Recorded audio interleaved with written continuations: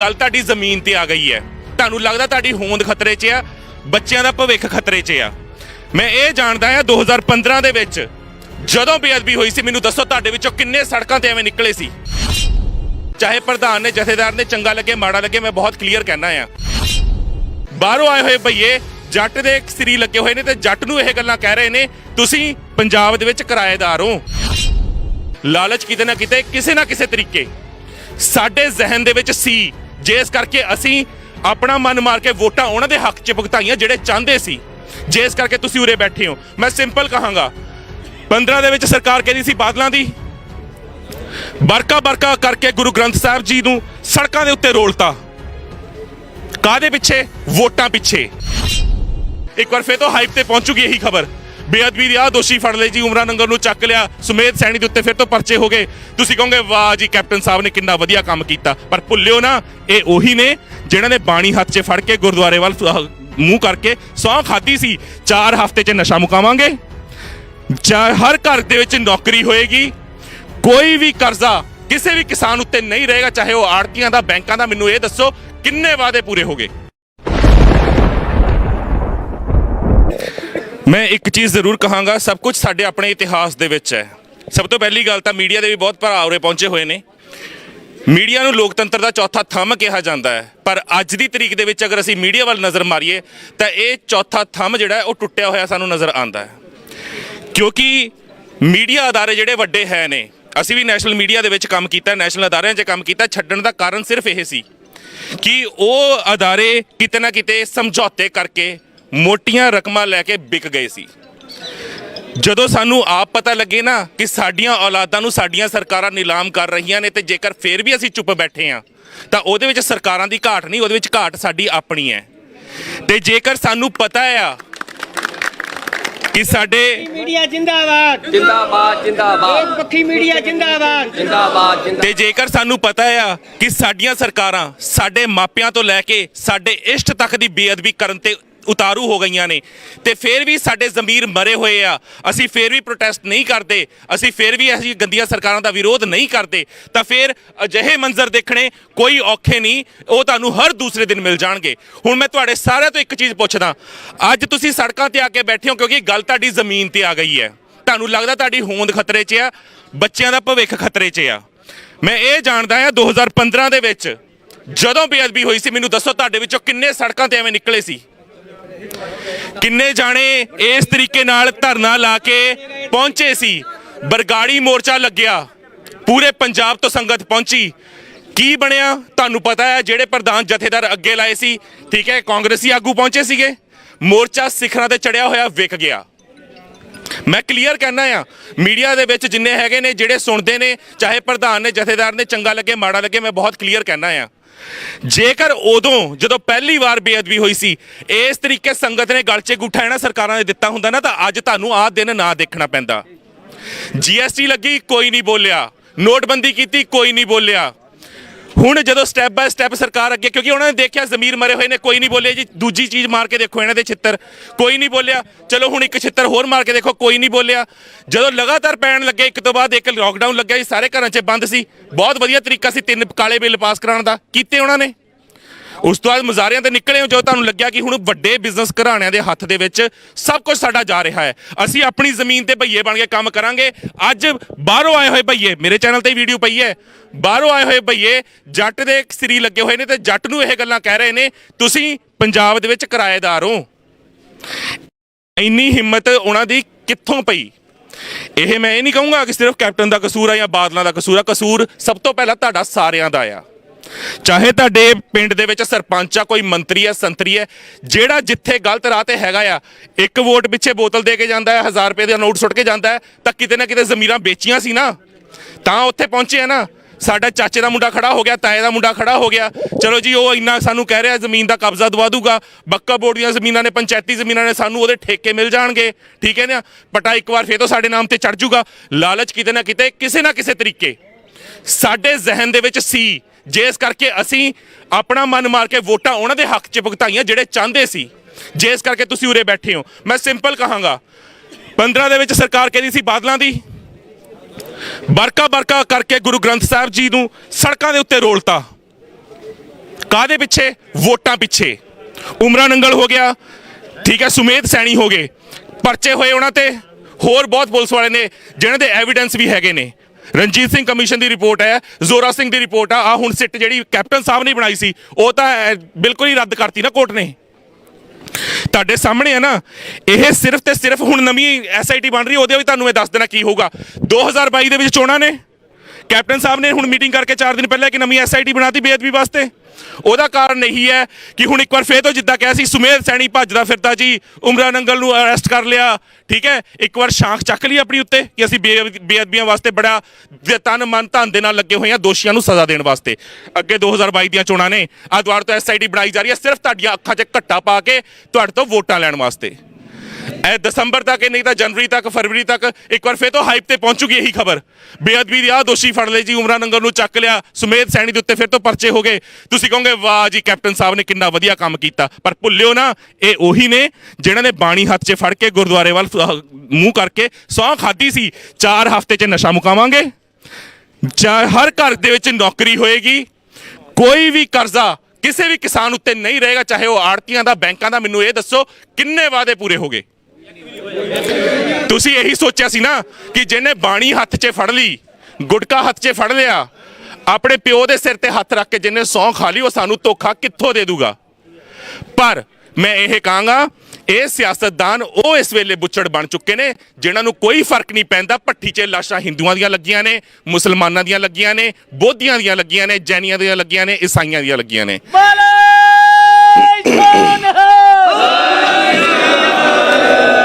ਇਹਨਾਂ ਦੀ ਭੱਠੀ ਮੰਗਦੀ ਹੋਣੀ ਚਾਹੀਦੀ ਹੈ, ਉੱਤੇ ਲੋਹ ਰੜਦੀ ਹੋਣੀ ਚਾਹੀਦੀ ਹੈ, ਇਹਨਾਂ ਦੀਆਂ ਰੋਟੀਆਂ ਸਿੱਕਦੀਆਂ ਹੋਣੀਆਂ ਚਾਹੀਦੀਆਂ ਨੇ, ਲਾਸ਼ਾਂ ਜਿਹਦੀਆਂ ਮਰਜ਼ੀ ਲੱਗੀਆਂ ਹੋਣ। ਤੁਸੀਂ ਹੁਣ ਕਰੋਨਾ ਦਾ ਕਹਿਰ ਮੈਨੂੰ ਇਹ ਦੱਸੋ ਕਿਸਾਨਾਂ ਵਾਸਤੇ ਹੈ, ਮਤਲਬ ਇਹ ਪਾਰਟੀਆਂ ਜਿੱਥੇ ਵੀ ਰੈਲੀਆਂ ਕਰਦੀਆਂ ਨੇ, ਇਕੱਠ ਕਰਦੀਆਂ ਨੇ, ਉੱਥੇ ਕਿਉਂ ਨਹੀਂ ਹੈ ਕਰੋਨਾ ਦਾ ਕਹਿਰ? ਸੰਸਦ ਦੇ ਅੰਦਰ ਦੀਆਂ ਵੀਡੀਓਜ਼ ਨਸ਼ਰ ਕੀਤੀਆਂ ਹੋਈਆਂ ਨੇ, ਚੈਨਲ ਤੇ ਵੀ ਪਈਆਂ ਨੇ। MLA MP ਅੰਦਰ ਜਾ ਰਹੇ ਨੇ, ਕਿਸੇ ਨੇ ਮਾਸਕ ਨਹੀਂ ਲਾਇਆ ਹੋਇਆ, ਮੀਡੀਆ ਵਾਲੇ ਪੁੱਛ ਰਹੇ ਨੇ ਸਰ ਕਿਉਂ ਨਹੀਂ ਲਾਇਆ, ਨਾਲ ਦੀ ਨਾਲ ਚੱਕ ਕੇ ਨਹੀਂ ਜੇਬ 'ਚ ਆ ਲਾ ਰਹੇ ਆ। ਹੁਣ ਤੁਸੀਂ ਦੱਸੋ, ਤੁਸੀਂ ਕਿਸੇ ਪੁਲਿਸ ਵਾਲੇ ਨੂੰ ਸੜਕ ਉੱਤੇ ਕਹਿ ਦਿਓ ਭਾਜੀ ਜੇਬ 'ਚ ਆ ਲਾ ਰਹੇ ਆ, ਛੱਡਣਗੇ ਤੁਹਾਨੂੰ? ਚਲਾਨ ਹੋਊਗਾ ਨਾਲ ਦੀ ਨਾਲ। ਮੈਂ ਪੁਲਿਸ ਵਾਲਿਆਂ ਦੀ ਇਹ ਬਦ ਤੋਂ ਬੱਤਰ ਸਿਚੁਏਸ਼ਨ ਦੇਖੀ ਹੈ ਕਿ ਵਿਚਾਰੇ ਗਰੀਬ ਜਿਹੜੇ ਸੜਕਾਂ ਉੱਤੇ ਸਬਜ਼ੀਆਂ ਵੇਚ ਰਹੇ ਨੇ, ਉਹ ਵੀ ਵੀਡੀਓ ਮੇਰੇ ਚੈਨਲ ਤੇ ਪਈ ਹੈ। ਸਬਜ਼ੀਆਂ ਵੇਚ ਰਹੇ ਨੇ, ਉਹਨਾਂ ਦਾ ਟਾਈਮ 5 ਵਜੇ ਦਾ ਹੋ ਗਿਆ, ਧੱਕੇ ਮਾਰ ਕੇ ਉਹਨਾਂ ਦੀਆਂ ਰੇਹੜੀਆਂ ਚੱਕ ਕੇ ਸੜਕਾਂ ਤੇ ਸਬਜ਼ੀਆਂ ਖਿਲਾ ਰਹੀਆਂ। ਹੁਣ ਦੱਸੋ ਉਹ ਗਰੀਬ ਕਿੱਥੋਂ ਆਪਣਾ ਘਰ ਚਲਾ ਲੂਗਾ? ਮਰੇ ਹੋਏ ਨੇ, ਤੁਸੀਂ ਹੋਰ ਮਾਰ ਰਹੇ ਹੋ। ਲੋਕਡਾਊਨ ਦੇ ਵਿੱਚ ਇੱਕ ਪੈਸੇ ਲਈ ਜਨਤਾ ਮੁਹਤਾਜ ਹੈ। ਜਿਹਨੇ 4 ਪੈਸੇ ਕਰਜ਼ੇ ਚੱਕ ਕੇ ਜਾਂ ਮਿਹਨਤ ਮਜ਼ਦੂਰੀ ਕਰਕੇ ਜਾਂ ਵਾਈਫ ਦੇ ਬੱਚਿਆਂ ਦੇ ਅਰਮਾਨ ਗਹਿਣੇ ਧਰ ਕੇ ਸਬਜ਼ੀ ਪਾਈ ਹੈ, ਬਿਜ਼ਨਸ ਕਰ ਰਿਹਾ, ਕੋਈ ਵੀ ਛੋਟਾ ਮੋਟਾ ਧੰਦਾ ਕਰ ਰਿਹਾ, ਜੇ ਉਹਨੂੰ ਵੀ ਇੱਦਾਂ ਸੜਕਾਂ ਉੱਤੇ ਰੋਲੋਗੇ ਤਾਂ ਤੁਹਾਨੂੰ ਤੁਹਾਡਾ ਇਸ਼ਟ, ਤੁਹਾਡਾ ਰੱਬ ਕਿੱਥੋਂ ਮਾਫ ਕਰ ਦੂ? ਅੱਜ ਤਾਂ ਤਨਖਾਹਾਂ ਆ ਰਹੀਆਂ ਹੋਣਗੀਆਂ ਸਰਕਾਰੀ ਕੋਟਿਆਂ 'ਚ, ਕੋਈ ਗੱਲ ਨਹੀਂ, ਪਰ ਉਹ ਉੱਤੇ ਵਾਲੇ ਦੀ ਲਾਠੀ ਜਦੋਂ ਪੈਂਦੀ ਹੈ ਉਦੋਂ ਕਿਸੇ ਨੂੰ ਸਾਹ ਨਹੀਂ ਆਉਂਦਾ। ਉਦੋਂ ਸਾਹ ਜਦੋਂ ਨਿਕਲਦੇ ਨੇ ਨਾ, ਕਿਉਂਕਿ ਸਿਆਣੇ ਅਕਸਰ ਕਹਿੰਦੇ ਨੇ ਕਿ ਹੱਥਾਂ ਨਾਲ ਦਿੱਤੀਆਂ ਦੰਦਾਂ ਨਾਲ ਖੋਲਣੀਆਂ ਪੈਂਦੀਆਂ ਨੇ ਗੰਢਾਂ।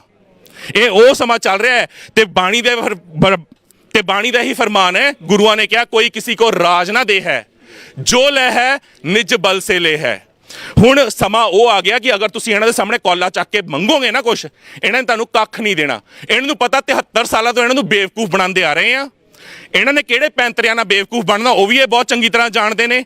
ਕਿੱਦਾਂ ਤੁਸੀਂ ਮਤਲਬ ਆਪਣੀ ਜਿੱਦ ਛੱਡ ਕੇ ਦੂਜੇ ਪਾਸੇ ਨੂੰ ਭੇਡ ਚਾਲ ਵਾਂਗ ਤੁਰ ਜਾਣਾ ਉਹ ਵੀ ਇਹ ਬਹੁਤ ਚੰਗੀ ਤਰ੍ਹਾਂ ਜਾਣਦੇ ਨੇ। ਹੁਣ ਇੱਕ ਸਟੇਟ ਤੋਂ ਦੂਜੀ ਸਟੇਟ ਵਿੱਚ ਜਾਣ ਵਾਸਤੇ ਕਰੋਨਾ ਦਾ ਠੱਪਾ ਤੁਹਾਡੇ ਹੱਥ 'ਚ ਹੋਣਾ ਜ਼ਰੂਰੀ ਆ, ਪਰਚੀ ਕਿ ਤੁਸੀਂ ਕਰੋਨਾ ਨੈਗੇਟਿਵ ਹੋ। ਹੁਣ ਮੈਂ ਸਿੰਪਲ ਕਹੂੰਗਾ ਠੀਕ ਹੈ ਮਹਾਮਾਰੀ ਹੈਗੀ ਹੈ, ਨੋ ਡਾਊਟ।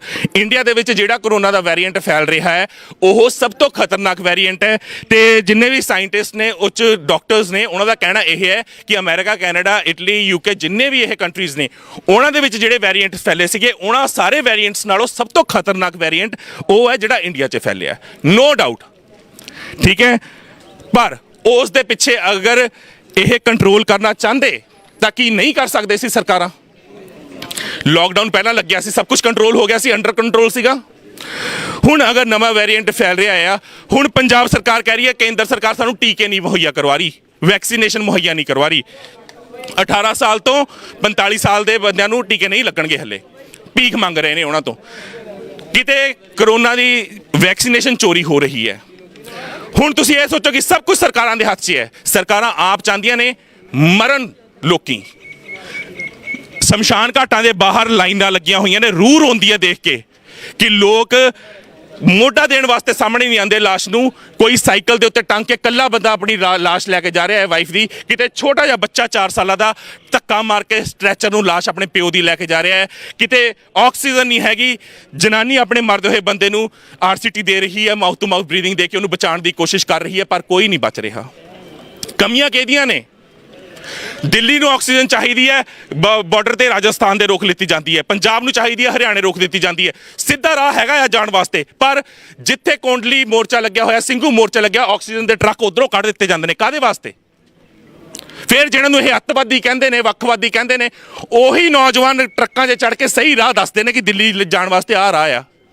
ਹੁਣ ਅਜਿਹੀਆਂ ਗੰਦੀਆਂ ਸਰਕਾਰਾਂ ਜਿਨ੍ਹਾਂ ਨੂੰ ਇਸ ਨਾਜ਼ੁਕ ਦੌਰ ਦੇ ਵਿੱਚ ਮੌਕੇ ਦੇ ਉੱਤੇ ਵੀ ਸਿਰਫ ਸਿਆਸਤ ਸੁੱਝ ਰਹੀ ਹੈ ਵੀ ਅਸੀਂ ਸਿੱਧੇ ਰਾਹ ਤੋਂ ਟਰੱਕ ਨਾ ਆਕਸੀਜਨ ਦਾ ਦਿੱਲੀ ਨੂੰ ਭੇਜੀਏ, ਇੱਧਰੋਂ ਭੇਜੀਏ, ਘੱਟੋ ਘੱਟ ਕਿਸਾਨ ਜਿਹੜੇ ਨੇ ਉਹ ਦੁਖੀ ਹੋਣਗੇ। ਅੱਗੇ ਬੈਰੀਕੇਡਿੰਗ ਸਿੰਘੂ ਤੇ ਕਿਹਨੇ ਕੀਤੀ ਹੈ? ਪੁਲਿਸ ਨੇ ਕੀਤੀ ਹੈ। ਸਲੈਬਾਂ ਜੋੜ ਕੇ ਪੱਕੀ ਬਜਰੀ ਭਰ ਕੇ ਤਾਰਾਂ ਲਾਈਆਂ ਨੇ ਕਿ ਕੋਈ ਵੀ ਅੱਗੇ ਨਾ ਜਾ ਸਕੇ, ਤੇ ਕਿਹਾ ਪਿੱਛੋਂ ਜਾ ਰਿਹਾ ਪੁਲਿਸ ਵਾਲਿਆਂ ਵੱਲੋਂ ਹੀ ਕਿ ਜੀ ਕਿਸਾਨਾਂ ਨੇ ਅੱਗੇ ਰਾਹ ਬੰਦ ਕੀਤਾ ਹੋਇਆ ਹੈ। ਇਹ ਸਾਮ ਦਾਮ ਦੰਡ ਭੇਦ ਜਿਹੜੇ ਇਹ ਅਪਣਾ ਰਹੀਆਂ ਨੇ ਸਰਕਾਰਾਂ ਨਾ, ਇਹਨਾਂ ਨੂੰ ਥੋੜਾ ਜਿਹਾ ਹੱਥ ਬੰਨ ਕੇ ਬੇਨਤੀ ਹੈ। ਮੈਨੂੰ ਕੋਈ ਡਰ ਨਹੀਂ, ਮੀਡੀਆ 'ਚ ਕੰਮ ਕਰਦਿਆਂ 22 ਸਾਲ ਹੋ ਗਏ ਮੈਨੂੰ ਕੋਈ ਡਰ ਨਹੀਂ। ਕਿਹੜਾ ਮੀਡੀਆ ਅਦਾਰਾ, ਕਿਹੜਾ ਸੰਤਰੀ ਮੰਤਰੀ ਕੀ ਕਹਿੰਦਾ, ਇਹਨਾਂ ਨੇ ਆਪਣਾ ਜ਼ੋਰ ਲਾ ਕੇ ਪਹਿਲਾਂ ਬਥੇਰਾ ਦੇਖ ਲਿਆ। ਕਿਉਂਕਿ ਅਗਰ ਹੱਕ ਸੱਚ ਤੇ ਤੁਸੀਂ ਵਾਕਈ ਹੀ ਖੜੇ ਹੋ ਨਾ, ਤਾਂ ਮੈਂ ਇੱਕ ਗੱਲ ਕਹੂੰਗਾ, ਚਾਹੇ ਕੋਈ ਸੰਤਰੀ ਹੈ, ਮੰਤਰੀ ਹੈ, ਪੁਲਿਸ ਆਫੀਸਰ ਹੈ, ਪੁਲਿਸ ਅਧਿਕਾਰੀ ਹੈ, EMPLOYE ਹੈ, ਜਿੱਥੇ ਗਲਤ ਦੀਦਾ ਨਾ ਉਹਨੂੰ ਮੂੰਹ ਤੇ ਟੋਕੋ, ਰੋਕੋ, ਅਨੁਸ਼ਾਸਨ ਪਰ ਭੰਗ ਨਾ ਕਰਿਓ। ਇਹ ਚਾਹੁੰਦੇ ਨੇ ਕਿ ਤੁਸੀਂ ਹੱਥ ਚੱਕੋ, ਧੱਕਾ ਮੁੱਕੀ ਕਰੋ, ਇਹਨਾਂ ਨੂੰ ਮੌਕਾ ਮਿਲੇ। ਹੁਣ ਸਿੰਪਲ ਉਰੇ ਸਾਰੇ ਬੰਦੇ ਖੜੇ ਨੇ, ਤੁਹਾਡੇ ਸਾਰਿਆਂ ਤੋਂ ਇੱਕ ਸਵਾਲ ਪੁੱਛਦਾ, ਇੱਕ ਵੀ ਭੈਣ ਇਸ ਪ੍ਰੋਟੈਸਟ ਦੇ ਵਿੱਚ ਸ਼ਾਮਿਲ ਹੈ? ਲੇਡੀ ਕੋਈ ਵੀ? ਤੁਸੀਂ ਆਹੀ ਦੇਖ ਲਓ, ਸਾਹਮਣੇ ਲਾਈਨ ਲੇਡੀਜ਼ ਦੀ ਲੱਗੀ ਹੋਈ ਹੈ, ਲੇਡੀ ਪੁਲਿਸ ਦੀ। ਇੱਥੋਂ ਸਿੰਪਲ ਇੱਕ ਸਟ੍ਰੈਟਜੀ ਨਹੀਂ, ਸ਼ੇਮ ਕਰਨ ਦੀ ਲੋੜ ਨਹੀਂ, ਉਹ ਆਪਣਾ ਫਰਜ਼ ਨਿਭਾ ਰਹੇ ਨੇ, ਨਿਭਾਣ ਦਿਓ। ਇਹ ਇਹਨਾਂ ਦਾ ਕਸੂਰ ਨਹੀਂ ਹੈ, ਇਹ ਸਟ੍ਰੈਟਜੀਜ਼ ਉੱਤੋਂ ਬਣ ਕੇ ਆਉਂਦੀਆਂ ਨੇ, ਇਹ ਇਹਨਾਂ ਦਾ ਕਸੂਰ ਨਹੀਂ ਹੈ। ਇਹ ਵੀ ਵਿਚਾਰੀਆਂ ਧੀਆਂ ਨੇ ਕਿਸੇ ਦੀਆਂ, ਇਹ ਵੀ ਭੈਣਾਂ ਨੇ, ਇਹ ਵੀ ਨੂੰਹਾਂ ਨੇ ਕਿਸੇ ਘਰ ਦੀਆਂ, ਇਹਨਾਂ ਦਾ ਆਪਣਾ ਫਰਜ਼ ਹੈ।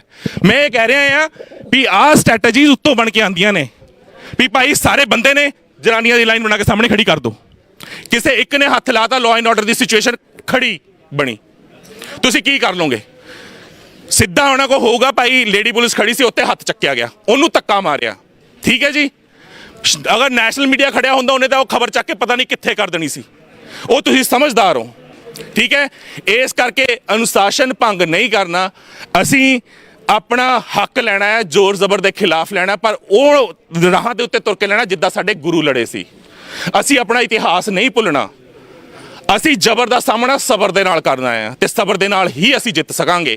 ਤੇ ਜਿੱਥੇ ਤੱਕ ਰਹੀ ਗੱਲ ਜ਼ਮੀਨਾਂ ਦੀ, ਮੈਂ ਕਹਿੰਦਾ ਅਗਰ ਇਹ ਕਹਿੰਦੇ ਨੇ ਜ਼ਮੀਨਾਂ ਤੁਹਾਡੀਆਂ ਲੈਣੀਆਂ ਨੇ, ਪੈਸਾ ਨਾ ਦੇਖਿਓ, ਕਿਉਂਕਿ ਇੱਕ ਵੀਰ ਹੁਣੇ ਵੀ ਕਹਿ ਕੇ ਗਿਆ ਸੀਗਾ ਕਿ ਕਿਸੇ ਵੀ ਤਰੀਕੇ ਹੋ ਗਏ, ਕਿਉਂਕਿ ਮੈਂ ਸਰਕਲ ਦੇ ਉੱਤੇ ਵੀ ਜਿੱਥੇ ਟਰਾਲੀਆਂ ਲੱਗੀਆਂ ਹੋਈਆਂ ਨੇ ਉੱਥੇ ਵੀ ਮੈਂ ਦੇਖਿਆ ਸੀਗਾ, ਇੱਕ ਵੀਰ ਨੇ ਕਿਹਾ ਸੀਗਾ ਕਿ ਠੀਕ ਹੈ ਸਾਨੂੰ ਜਿੰਨਾ ਬਣਨਾ ਚਾਹੀਦਾ ਮੁਆਵਜ਼ਾ ਓਨਾ ਮਿਲੇ, ਉਸ ਤੋਂ ਵੱਧ ਮਿਲੇ। ਯਾਰ ਇਹ ਤਾਂ ਚਾਹੁੰਦੇ ਹੀ ਇਹ ਨੇ। ਅੱਜ ਤੁਹਾਨੂੰ ਅਗਰ 30 ਲੱਖ ਵੀ ਦੇਣਗੇ, ਕੱਲ ਨੂੰ 50 ਲੱਖ ਦੇ ਦੇਣਗੇ, 1 ਕਰੋੜ ਤੱਕ ਦੇ ਦੇਣਗੇ, ਤੁਸੀਂ ਅੜ ਗਏ। ਪਰ ਇਹ ਸੋਚ ਲਿਓ ਵੀ ਅਗਰ ਤੁਸੀਂ ਅੜ ਕੇ ਕਰੋੜ ਵੀ ਲੈ ਲਿਆ ਤਾਂ ਤੁਸੀਂ ਇਹ ਸਮਝ ਲਿਓ ਤੁਸੀਂ ਝੜ ਗਏ, ਕਿਉਂਕਿ ਇਹ ਚਾਹੁੰਦੇ ਨੇ। ਇਹ ਵੀ ਸਟ੍ਰੈਟਜੀਜ਼ ਇਹਨਾਂ ਦੀਆਂ ਨਹੀਂ ਹੈ ਪੰਜਾਬ ਗਵਰਨਮੈਂਟ ਦੀਆਂ, ਕਿਸੇ ਹੋਰ ਦੀਆਂ ਨੇ, ਕੇਂਦਰ ਦੀਆਂ ਨੇ, ਕਿ ਪੰਜਾਬ ਦੇ ਕਿਸਾਨਾਂ ਤੋਂ ਜ਼ਮੀਨ ਹਥਿਆਈ ਜਾਵੇ ਐਸ ਸੂਨ ਐਸ ਪੋਸੀਬਲ। ਜਿੰਨਿਆਂ ਨੂੰ ਜ਼ਮੀਨ ਤੋਂ ਵਾਂਝਾ ਕੀਤਾ ਜਾਵੇ, ਕਰੋੜ ਰੁਪਏ ਤੁਹਾਡੇ ਕੋਲ ਪਿਆ ਆ, ਤੁਹਾਨੂੰ ਕੀ ਲੱਗਦਾ ਉਹਨੂੰ ਤੁਸੀਂ ਖਾ ਲਓ, ਕਿੰਨਾ ਉਹਦਾ ਵਿਆਜ ਖਾ ਲਓ, ਖੱਬੂਗਾ ਨਹੀਂ ਉਹ ਕਦੀ? ਐਸਾ ਖੜਦੀ ਨਹੀਂ, ਖੱਪ ਜਾਣਾ ਨਾ। ਜ਼ਮੀਨ ਖੱਪੀ ਅੱਜ ਤੱਕ ਤੁਹਾਡੇ ਪੁਸ਼ਤਾਂ ਤੋਂ ਲੈ ਕੇ ਹੁਣ ਤੱਕ, ਦਿੱਤਾ ਹੀ ਨਾ ਉਹਨੇ ਤੁਹਾਨੂੰ।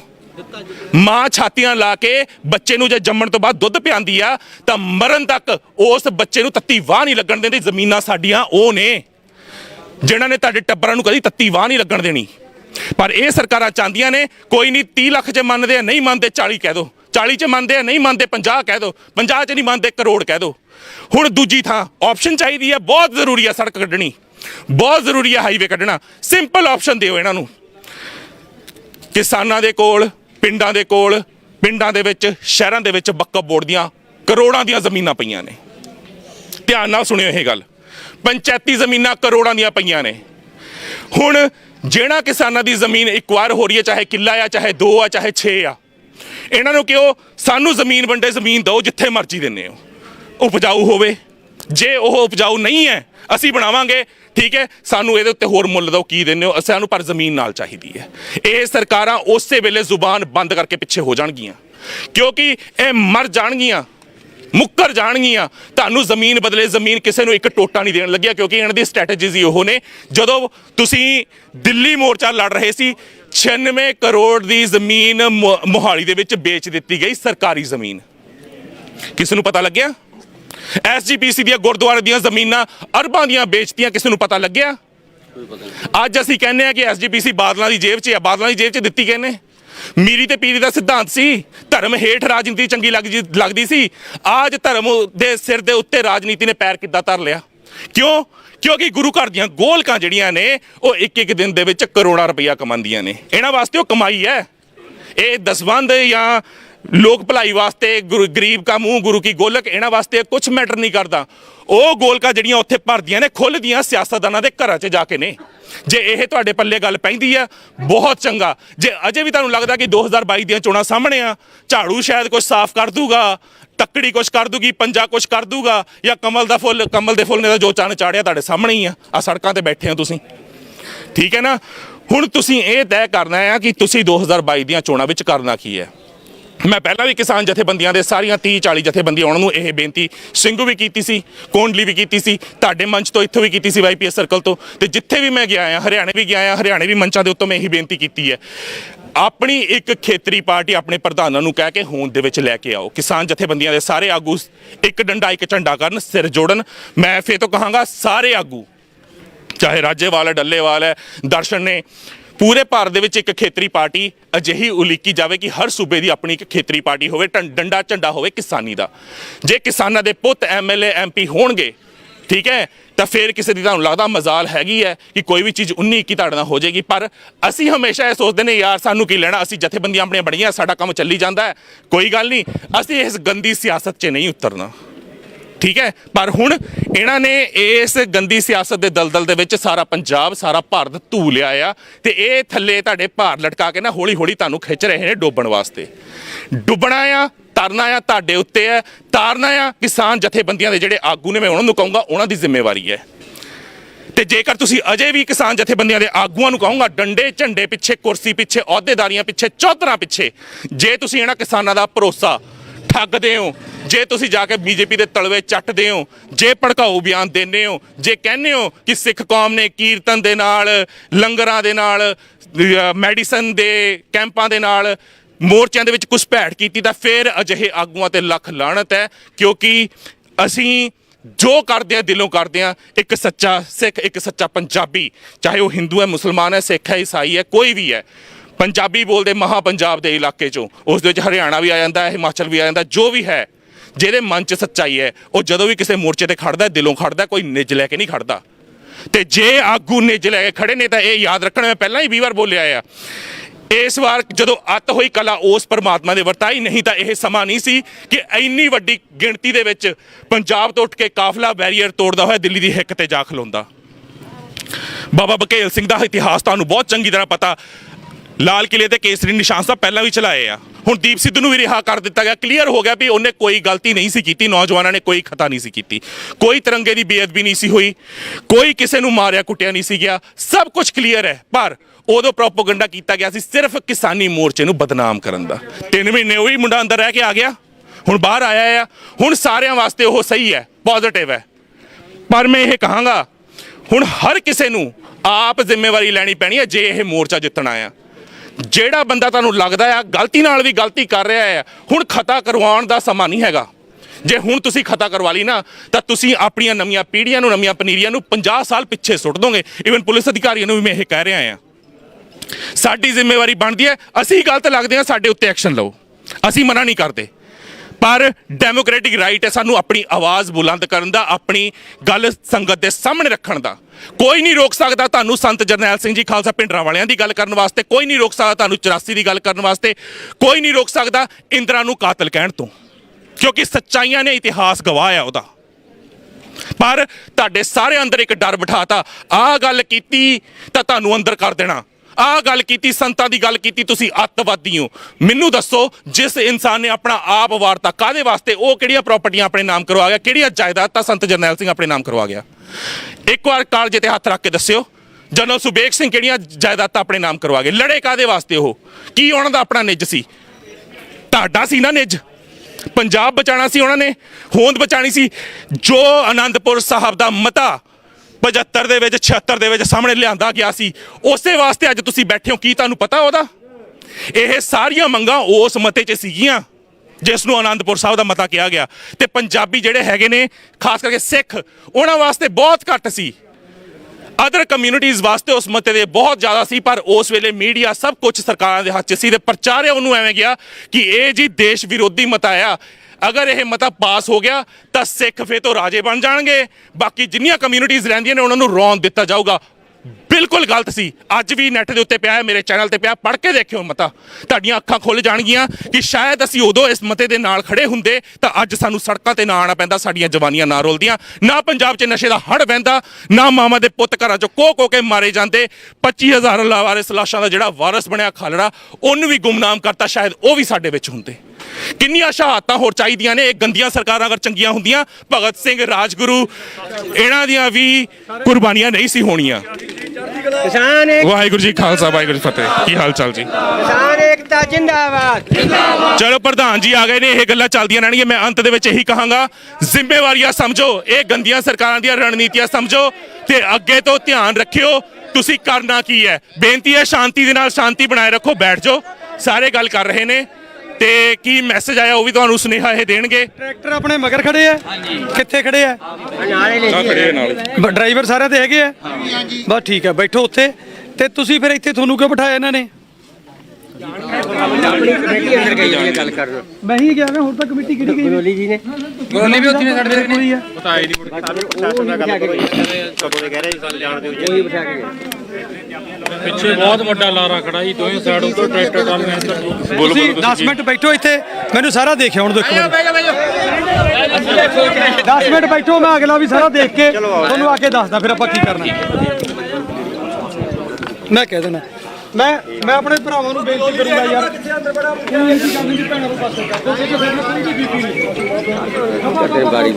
ਇਹਨਾਂ ਨੂੰ ਕੁਝ ਨਹੀਂ ਹੈਗਾ, ਫਰਕ ਪੈਂਦਾ। ਉਹ ਵਹਿਮ ਪੈ ਗਿਆ ਇਹਨਾਂ ਨੂੰ।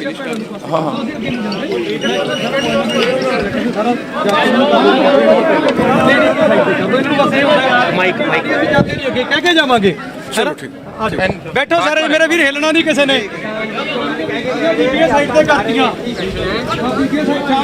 ਆਉਂਦੇ ਨੇ ਤਸੱਲੀ ਕਰਕੇ ਆਪਣੀ ਟਰੈਕਟਰ ਕਿੰਨੇ ਹੀ ਖੜੇ ਨੇ ਤੇ ਉਸ ਤੋਂ ਬਾਅਦ ਜਿੰਨੀਆਂ ਵੀ ਚਾਬੀਆਂ ਵਗੈਰਾ ਹੈਗੀਆਂ ਨੇ ਟਰੈਕਟਰਾਂ ਦੀ, ਉਹ ਵੀ ਪੁਲਿਸ ਪ੍ਰਸ਼ਾਸਨ ਨੂੰ ਬੇਨਤੀ ਕਰਦੇ ਆ ਕਿ ਵਾਪਸ ਕੀਤੀਆਂ ਜਾਣ ਜਲਦੀ। ਤੇ ਭੈਣਾਂ ਨੂੰ ਵੀ ਬੇਨਤੀ ਕਰਕੇ ਗਏ ਨੇ ਕਿ ਉਹ ਵੀ ਬਹਿ ਜਾਣ ਤੇ ਕੋਈ ਵੀ ਧੱਕਾ ਮੁੱਕੀ ਨਹੀਂ ਹੋਏਗੀ। ਤੇ ਮੈਂ ਗੱਲ ਕੰਪਲੀਟ ਕਰ ਰਿਹਾ ਸੀ। ਇਸ ਵੇਲੇ ਸਾਡਾ ਫਰਜ਼ ਬਣਦਾ ਕਿ ਅਸੀਂ ਕਰਨਾ ਕੀ ਹੈ। ਜੇਕਰ ਤੁਸੀਂ ਅਜੇ ਵੀ ਧੜਿਆਂ ਪਿੱਛੇ, ਜਥੇਬੰਦੀਆਂ ਪਿੱਛੇ, ਪ੍ਰਧਾਨਾਂ ਪਿੱਛੇ ਲੱਗ ਕੇ ਜ਼ਮੀਰ ਵੇਚਣ ਦੀ ਥੋੜੀ ਜਿਹੀ ਵੀ ਸੋਚੀ, ਤੁਸੀਂ ਆਪ ਆਪਣੀ ਨੌਜਵਾਨੀ 50 ਸਾਲ ਪਿੱਛੇ ਸੁੱਟ ਦੋਗੇ। ਇਹ ਕਲਾ ਉਸ ਪਰਮਾਤਮਾ ਨੇ ਵਰਤਾਈ ਹੈ ਤੇ ਹਰ ਕਿਸੇ ਦੇ ਸੱਚੀ ਜ਼ਮੀਰ ਵਾਲੇ ਦੇ ਅੰਗ ਸੰਗ ਸਹਾਈ ਹੋ ਕੇ ਉਹ ਪਰਮਾਤਮਾ ਚੱਲ ਰਿਹਾ ਹੈ। ਇਸ ਲਈ ਸਰਕਾਰਾਂ ਜੋ ਮਰਜ਼ੀ ਕਰ ਲੈਣ, ਇਸ ਕਲਾ ਨੂੰ ਵਧਣ ਤੋਂ ਨਹੀਂ ਰੋਕ ਸਕਦੀਆਂ। ਪਰ ਸਾਡਾ ਫਰਜ਼ ਬਣਦਾ ਹੈ, ਜੇ ਉਸ ਪਰਮਾਤਮਾ ਨੇ ਕਲਾ ਵਰਤਾਈ ਹੈ ਤਾਂ ਅਸੀਂ ਵੀ ਆਪਣਾ 100% ਸੱਚਾਈ ਤੇ ਇਮਾਨਦਾਰੀ ਦੇ ਨਾਲ ਉਸ ਦੇ ਵਿੱਚ ਯੋਗਦਾਨ ਦਈਏ। ਕੋਈ ਵੀ ਪ੍ਰੋਪੇਗੈਂਡਾ ਇਹ ਫੈਲਾਣ ਕਿਸੇ ਵੀ ਕਿਸਾਨ ਜਥੇਬੰਦੀ ਜਾਂ ਕਿਸੇ ਵੀ ਕਿਸਾਨ ਆਗੂ ਦੇ ਖਿਲਾਫ, ਤੁਹਾਡੇ ਤੱਕ ਕੋਈ ਵੀ ਗਲਤ ਇਨਫੋਰਮੇਸ਼ਨ ਕਿਸੇ ਵੀ ਪਾਸਿਓਂ ਪਹੁੰਚਦੀ ਹੈ ਤਾਂ ਸਾਡਾ ਫਰਜ਼ ਬਣਦਾ ਹੈ ਪਹਿਲਾਂ ਆਪਣੇ ਪ੍ਰਧਾਨਾਂ ਤੋਂ ਉਹ ਚੀਜ਼ ਕਨਫਰਮ ਕਰੀਏ ਵਿਦਆਊਟ ਐਨੀ ਰੋਂਗ ਇਨਫੋਰਮੇਸ਼ਨ। ਅਗਰ ਅਸੀਂ ਵਿਦਆਊਟ ਐਨੀ ਰਾਈਟ ਇਨਫੋਰਮੇਸ਼ਨ ਅਗਰ ਅਸੀਂ ਉਸ ਚੀਜ਼ ਨੂੰ ਅੱਗੇ ਸਪਰੈਡ ਕਰਦੇ ਹਾਂ ਤਾਂ ਅਸੀਂ ਆਪ ਮੋਰਚਿਆਂ ਨੂੰ ਢਾਹ ਲਾ ਰਹੇ ਹਾਂ।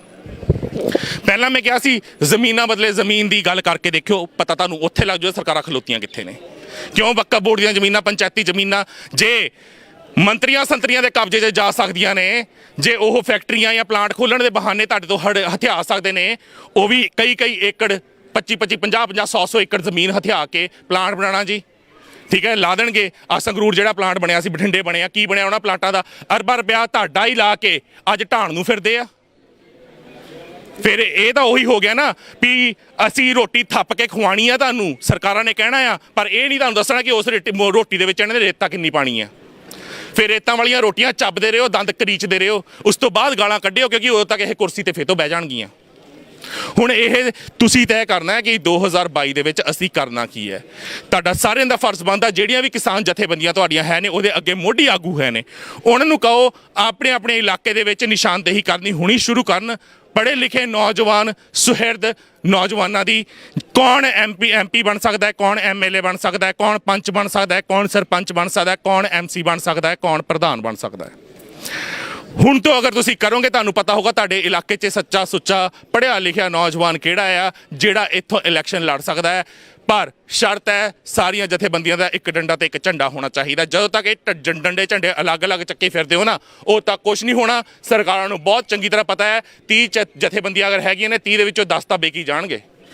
ਅੱਜ ਵੀ ਇਲਜ਼ਾਮ ਲੱਗ ਰਹੇ ਨੇ 10 ਦੇ ਵਿਕਣ ਦਾ, ਅੱਜ ਵੀ ਇਲਜ਼ਾਮ ਲੱਗ ਰਹੇ ਨੇ ਦਿੱਲੀ ਦੇ ਨਾਲ ਹੱਥ ਮਿਲਾਉਣ ਦਾ, ਅੰਦਰ ਖਾਤੇ ਸੁਲਾਹਾਂ ਕਰਨ ਦਾ। ਸੰਸਦ ਘਿਰਾਓ ਕਰਨਾ ਸੀ, ਸੰਸਦ ਵਾਲਾ ਕਿਉਂ ਠੱਪ ਕੀਤਾ ਗਿਆ ਮਸਲਾ, ਕਿਉਂ ਉਹਨੂੰ ਰੋਕਿਆ ਗਿਆ? ਸਵਾਲ ਤੁਹਾਡੇ ਵੀ ਸਾਰੇ ਦੇ ਜ਼ਿਹਨ 'ਚ ਹੈਗਾ ਨਾ। ਸੰਸਦ ਘਿਰਾਓ ਕਰਨਾ ਸੀ, ਕਿਉਂ ਨਹੀਂ ਕੀਤਾ? ਕਿਸਾਨ ਜਥੇਬੰਦੀਆਂ ਦੇ ਆਗੂਆਂ ਨੂੰ ਨੌਜਵਾਨਾਂ ਨੇ ਰੋਕਿਆ, ਉਹ ਕਿਉਂ ਭੱਜੇ, ਕਿਉਂ ਜਵਾਬ ਨਹੀਂ ਦਿੱਤਾ? ਹੁਣ ਇੱਥੋਂ ਤੁਹਾਨੂੰ ਸ਼ੱਕ ਨਹੀਂ ਹੁੰਦਾ, ਕਹਿੰਦੇ ਵੀ ਅਸੀਂ ਕਰੋਨਾ ਫੈਲਿਆ ਅਸੀਂ ਕਿੱਦਾਂ ਜਾਈਏ? ਯਾਰ ਕਰੋਨਾ ਅਗਰ ਫੈਲਿਆ ਵੀ ਆ, ਅਸੀਂ ਆਪਣੀ ਪ੍ਰੋਟੈਕਸ਼ਨ ਦੇ ਨਾਲ ਆਪਣੇ ਤਰੀਕੇ ਨਾਲ ਜਾ ਕੇ ਉੱਥੇ ਰੋਸ਼ ਮੁਜ਼ਾਹਰਾ ਕਰ ਸਕਦੇ ਹਾਂ। ਪਰ ਅਸੀਂ ਕੋਈ ਪਲਾਨ ਕੀਤਾ ਹੀ ਨਹੀਂ। ਉਸ ਤੋਂ ਬਾਅਦ ਅਸੀਂ ਪਲਾਨ ਕਰਕੇ ਡ੍ਰੌਪ ਕਰਤਾ। ਕਾਹਦੇ ਵਾਸਤੇ? ਨੌਜਵਾਨਾਂ ਦਾ ਹੌਸਲਾ ਤੋੜਨ ਵਾਸਤੇ, ਕਿ ਨੌਜਵਾਨਾਂ ਨੂੰ ਸ਼ੱਕ ਹੋਵੇ, ਨੌਜਵਾਨਾਂ ਦੇ ਅੰਦਰ ਦੁਵਿਧਾ ਪਵੇ, ਨੌਜਵਾਨ ਆਉਣ ਸਾਡੇ ਨਾਲ ਬਹਿਸ ਕਰਨ ਵਾਸਤੇ, ਲੜਨ ਵਾਸਤੇ, ਤਾਂ ਜੋ ਇਹਨਾਂ ਨੂੰ ਮੌਕਾ ਮਿਲ ਜੇ ਨਾ ਜੀ ਉਰੇ ਤਾਂ ਨੌਜਵਾਨੀ ਸਾਡੇ ਹੱਥ 'ਚ ਹੈ ਨਹੀਂ, ਉਹ ਤਾਂ ਲੜਨ ਵਾਸਤੇ ਆ ਗਏ। ਠੀਕ ਹੈ ਨਾ, ਮੋਰਚਾ ਦਾ ਫੇਲ ਆ, ਹੁਣ ਚੱਲੋ ਵਾਪਸ। ਆ ਬਾਪੂ ਕਹਿ ਰਿਹਾ ਇਹ ਤਾਂ ਫਿਰਦੇ ਆ ਹੁਣ ਮਗਰੋਂ ਡਾਂਗਾ ਪੈਂਦੀਆਂ। ਤੇ ਇਹ ਵੀ ਦੱਸਦਾ ਮੋਰਚਾ ਚੱਕਣਾ ਹੁੰਦਾ ਦਿੱਲੀ ਦਾ ਕਦੋਂ ਦਾ ਚੱਕ ਚੁੱਕੇ ਹੁੰਦੇ। ਇਹ ਡਰ ਪਤਾ ਕਾਹਦਾ ਆ? ਜਿਹੜੀਆਂ ਕਈ ਕਿਲੋਮੀਟਰ ਤੱਕ ਟਰਾਲੀਆਂ ਲੱਗੀਆਂ ਹੋਈਆਂ ਨੇ ਤੇ ਜਾਗਦੀਆਂ ਜ਼ਮੀਰਾਂ ਵਾਲੇ ਉਸ 'ਚ ਬੈਠੇ ਹੋਏ ਨੇ। ਇਹਨਾਂ ਨੂੰ ਪਤਾ ਹੈ ਅਸੀਂ ਸਟੇਜ ਤੋਂ ਉੱਤਰ ਗਏ, ਟਰਾਲੀਆਂ ਦੇ ਵਿੱਚੋਂ ਲੰਘ ਕੇ ਅਸੀਂ ਦੂਜੇ ਪਾਰ ਤੱਕ ਨਹੀਂ ਜਾ ਪਾਣਾ। ਇਹਨਾਂ ਨੇ ਜੁੱਤੀਆਂ ਮਾਰ ਮਾਰ ਕੇ ਸਾਨੂੰ ਗੰਜੇ ਕਰ ਦੇਣਾ ਆ, ਜਾਂ ਸਾਨੂੰ ਜੂੰਦੇ ਘਰੇ ਵੜਨ ਨਹੀਂ ਦੇਣਾ। ਤੇ ਜਿਹੜੇ ਵੀ ਪਿੰਡਾਂ ਦੇ ਵਿੱਚ ਹੈਗੇ ਨੇ, ਜਿਹੜੇ ਵੀ ਪਿੰਡਾਂ ਤੋਂ ਉਹ ਤਾਲੁਕ ਰੱਖਦੇ ਨੇ, ਉਹਨਾਂ ਪਿੰਡਾਂ ਦੇ ਵਿੱਚ ਜਾਗਦੀਆਂ ਜ਼ਮੀਰਾਂ ਵਾਲਿਆਂ ਨੇ ਉਹਨਾਂ ਨੂੰ ਪਿੰਡਾਂ 'ਚ ਵੜਨ ਨਹੀਂ ਦੇਣਾ। ਇਸ ਕਰਕੇ ਜੇ ਤੁਸੀਂ ਜਵਾਨੀ ਬਚਾਣੀ ਹੈ, ਕਿਸਾਨੀ ਬਚਾਣੀ ਹੈ, ਤੁਹਾਨੂੰ ਏਕਾ ਕਰਨਾ ਪੈਣਾ ਹੈ। ਜਿਹੜੇ ਤੁਹਾਨੂੰ ਆਗੂ ਲੱਗਦੇ ਨੇ ਵਿਕ ਰਹੇ ਨੇ, ਉਹਨਾਂ ਨੂੰ ਬਾਰ-ਬਾਰ ਪੁੱਛਣਾ ਪੈਣਾ ਆ। ਉਹ ਚਾਹ ਕੇ ਵੀ ਨਹੀਂ ਵਿਕ ਸਕਦੇ, ਕਿਉਂਕਿ ਉਹਨਾਂ ਨੂੰ ਪਤਾ ਆ ਕਿ ਅਗਰ ਅਸੀਂ ਵਿਕ ਗਏ ਤਾਂ ਇਹ ਇੱਕ ਐਸਾ ਇਤਿਹਾਸ ਲਿਖਿਆ ਜਾ ਰਿਹਾ ਜਿਹਦੇ ਵਿੱਚ ਉਹਨਾਂ ਦਾ ਨਾਂ ਕਾਲੇ ਅੱਖਰਾਂ 'ਚ ਰਹਿੰਦੀ ਦੁਨੀਆ ਤੱਕ ਲਿਖਿਆ ਜਾਊਗਾ। ਉਹ ਚਾਹੇ ਕੋਈ ਸੰਤਰੀ ਹੈ, ਮੰਤਰੀ ਹੈ, ਪੁਲਿਸ ਅਧਿਕਾਰੀ ਹੈ, ਕੋਈ ਵੀ ਹੈ, ਆਮ ਆਦਮੀ ਵੀ ਹੈ, ਜਿਹਨੇ ਯੋਗਦਾਨ ਪਾਇਆ ਚੰਗੇ ਪੱਖ 'ਚੋਂ ਉਹਦਾ ਨਾਮ ਸੁਨਹਿਰੀ ਅੱਖਰਾਂ 'ਚ ਲਿਖਿਆ ਜਾਊਗਾ। ਜਿਹਨੇ ਯੋਗਦਾਨ ਪਾਇਆ ਮਾੜੇ ਪੱਖ ਤੋਂ ਉਹਦਾ ਨਾਮ ਕਾਲੇ ਅੱਖਰਾਂ 'ਚ ਲਿਖਿਆ ਜਾਊਗਾ। ਅੱਜ ਤੋਂ 20-50 ਸਾਲ ਬਾਅਦ ਇਹ ਮੋਰਚੇ ਦਾ ਇਤਿਹਾਸ, 2021 ਦੇ ਮੋਰਚੇ ਦਾ ਇਤਿਹਾਸ ਕਿਤਾਬਾਂ 'ਚ ਬੱਚਿਆਂ ਨੂੰ ਪੜ੍ਹਾਇਆ ਜਾਊਗਾ। ਇਹ ਯਾਦ ਰੱਖਿਓ, 101% ਇਹ ਇਤਿਹਾਸ ਪੜ੍ਹਾਇਆ ਜਾਊਗਾ। ਤੇ ਇਹ ਵੀ ਉਹਦੇ ਵਿੱਚ ਸੁਨਹਿਰੀ ਅੱਖਰਾਂ 'ਚ ਲਿਖਿਆ ਹੋਊਗਾ ਕੇਸ ਨੇ ਸ਼ਹਾਦਤਾਂ ਦਿੱਤੀਆਂ। 350 ਤੋਂ ਵੱਧ ਸਾਡੇ ਆਪਣੀਆਂ ਭੈਣਾਂ, ਸਾਡੇ ਆਪਣੇ ਬਜ਼ੁਰਗ, ਆਪਣੇ ਨੌਜਵਾਨ ਮਾਰੇ ਗਏ। ਕਿਸੇ ਇੱਕ ਸਿਆਸਤਦਾਨ ਦੀ ਅੱਖ 'ਚੋਂ ਕੋਈ ਇੱਕ ਅੱਥਰੂ ਤੁਸੀਂ ਡਿੱਗਦਾ ਹੋਇਆ ਦੇਖਿਆ? ਮੁਆਵਜ਼ੇ ਦਾ ਇੱਕ ਛੋਟਾ ਜਿਹਾ ਐਲਾਨ ਦੇਖਿਆ? ਇੱਥੋਂ ਤੁਹਾਨੂੰ ਅੰਦਾਜ਼ਾ ਹੋ ਜਾਣਾ ਚਾਹੀਦਾ ਹੈ, ਜਿੱਥੇ ਕਰੋਨਾ ਦੇ ਨਾਲ ਸ਼ਮਸ਼ਾਨ ਘਾਟਾਂ ਦੇ ਬਾਹਰ ਲਾਸ਼ਾਂ ਦੀਆਂ ਲਾਈਨਾਂ ਲੱਗੀਆਂ ਨੇ, ਬਾਲਣ ਮੁੱਕ ਗਿਆ ਫੂਕਣ ਵਾਸਤੇ ਲਾਸ਼ਾਂ। ਇੱਕ ਬੈੱਡ ਬਣਾ ਕੇ ਉਹਦੇ ਤੇ 10-10 ਲਾਸ਼ਾਂ ਪਾ ਕੇ, ਉਹ ਵੀ ਮੇਰੇ ਚੈਨਲ ਤੇ ਵੀਡੀਓ ਪਈ ਹੈ, 10-10 15-15 ਲਾਸ਼ਾਂ ਇੱਕ ਬੈੱਡ ਦੇ ਉੱਤੇ ਪਾ ਕੇ ਫੂਕੀਆਂ ਜਾ ਰਹੀਆਂ ਨੇ। ਬੇਸ਼ੱਕ ਉਹ ਮੰਜ਼ਰ ਪੰਜਾਬ ਦਾ ਨਹੀਂ ਹੈ, ਪਰ ਭਾਰਤ ਦਾ ਤਾਂ ਹੈ। ਰੂਹ ਤਾਂ ਰੋਂਦੀ ਹੈ ਕਿ ਇਨਸਾਨ ਦੀ ਕੀ ਔਕਾਤ ਰਹਿ ਗਈ ਅੱਜ ਦੀ ਡੇਟ ਦੇ ਵਿੱਚ। ਇਹਨਾਂ ਸਿਆਸਤਦਾਨਾਂ ਨੇ ਕੀ ਕਰਤਾ ਭਾਰਤ ਦਾ। ਹੁਣ ਗੋਰੇ ਅੰਗਰੇਜ਼ਾਂ ਤੋਂ 47 'ਚ ਛੁਟਕਾਰਾ ਮਿਲ ਗਿਆ ਸੀ, ਕਿਉਂਕਿ ਸਾਡੇ ਦੁਸ਼ਮਣ ਸਾਡੇ ਸਾਹਮਣੇ ਸੀ, ਸਾਨੂੰ ਪਤਾ ਸੀ, ਅਸੀਂ ਕੱਢਤੇ। ਭਗਤ ਸਿੰਘ, ਰਾਜਗੁਰੂ, ਸੁਖਦੇਵ ਤਿੰਨੋਂ ਬਚ ਸਕਦੇ ਸੀ, ਪਰ ਉਦੋਂ ਕਾਲੇ ਦੁਸ਼ਮਣ ਹਾਵੀ ਸੀ ਸਾਡੇ। ਆਪਣੇ ਜਿਹੜੇ ਕੁਰਸੀਆਂ ਤੇ ਬੈਠੇ ਸੀ ਉਹਨਾਂ ਨੇ ਕਿਹਾ ਨਾ ਕੱਲ ਕਾਨੂੰਨ ਦੇਣੀ ਹੈ ਫਾਂਸੀ, ਅੱਜ ਦੋ। ਉਹ ਮਰਵਾਏ ਇਹਨਾਂ ਨੇ ਜਾਣਬੁੱਝ ਕੇ, ਕਿਉਂਕਿ ਪਤਾ ਸੀ ਜਿਹਨਾਂ ਨੇ ਦੇਸ਼ ਆਜ਼ਾਦ ਕਰਵਾ ਕੇ ਸਾਨੂੰ ਦੇਤਾ, ਜੇ ਕੱਲ ਨੂੰ ਉਹ ਆਜ਼ਾਦ ਹੋ ਕੇ ਬਾਹਰ ਆ ਗਏ ਤਾਂ ਇਹਨਾਂ ਨੇ ਹਿੱਕ ਠੋਕ ਕੇ ਹੱਕ ਮੰਗਣਾ ਆ। ਇਸ ਕਰਕੇ ਕਾਂਟਾ ਮਾਰੋ ਇਹਨਾਂ ਤੇ। ਜੇ ਤੁਹਾਨੂੰ ਅਜੇ ਵੀ ਨਹੀਂ ਲੱਗਦਾ, ਜਾ ਕੇ ਇਤਿਹਾਸ ਚੱਕ ਕੇ, ਸਰਕਾਰੀ ਦਸਤਾਵੇਜ਼ ਚੱਕ ਕੇ ਦੇਖ ਲਿਓ। ਇਹਨਾਂ ਵਿੱਚੋਂ ਕਿਸੇ ਨੂੰ ਵੀ ਅੱਜ ਤੱਕ ਸਰਕਾਰ ਨੇ, ਭਾਰਤ ਦੀ ਨੇ ਸ਼ਹੀਦ ਦਾ ਦਰਜਾ ਨਹੀਂ ਦਿੱਤਾ। ਬੇਸ਼ੱਕ ਸ਼ਹੀਦੀ ਦਿਹਾੜੇ ਉਹਨਾਂ ਦੇ ਮਨਾਉਂਦੇ ਹੋਣ, ਇੱਕ ਬੰਦੇ ਨੂੰ ਸ਼ਹੀਦ ਦਾ ਦਰਜਾ ਨਹੀਂ ਦਿੱਤਾ। 47 ਦੇ ਜਿਹਨੇ ਪਹਿਲੇ ਦੇ ਜਿੰਨੇ ਵੀ ਸ਼ਹੀਦ ਹੋਏ ਨੇ, ਕਿਸੇ ਇੱਕ ਨੂੰ ਅੱਤਵਾਦੀ ਲਿਖਿਆ ਗਿਆ ਆ।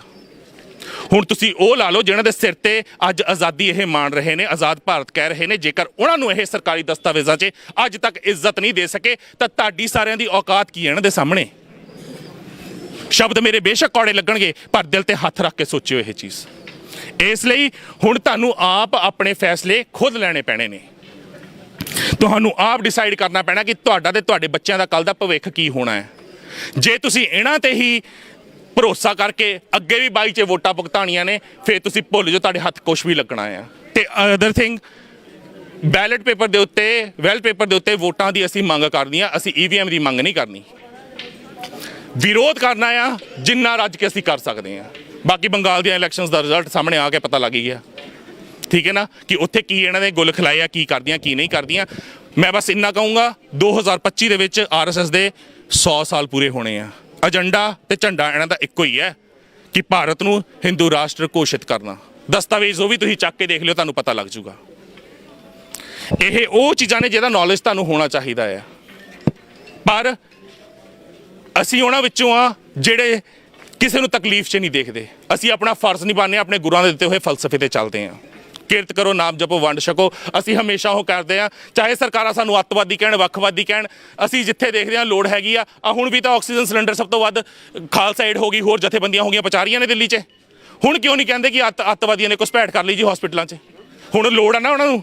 ਲਾਕਡਾਊਨ ਲੱਗਿਆ ਸੀ, ਕਿਹੜਾ ਗੁਰਦੁਆਰਾ ਰਹਿ ਗਿਆ ਸੀ ਜਿਸ ਤੋਂ ਘਰ ਘਰ ਲੰਗਰ ਗਰੀਬਾਂ ਦੇ ਨਹੀਂ ਪਹੁੰਚਾਇਆ ਗਿਆ? ਉਦੋਂ ਕਿਉਂ ਨਹੀਂ ਕਿਹਾ?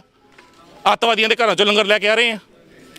ਇਹ ਚੀਜ਼ਾਂ ਨੂੰ ਸਮਝਣ ਦੀ ਕੋਸ਼ਿਸ਼ ਕਰੋ। ਇਹਨਾਂ ਨੇ ਤੁਹਾਨੂੰ ਉਦੋਂ ਵੱਖਵਾਦੀ ਅੱਤਵਾਦੀ ਕਹਿਣਾ ਜਦੋਂ ਇਹਨਾਂ ਨੂੰ ਲੱਗਣਾ ਕਿ ਸਾਡੀ ਸਰਕਾਰ ਨੂੰ ਨੁਕਸਾਨ ਹੋਊਗਾ ਇਹਨਾਂ ਤੋਂ।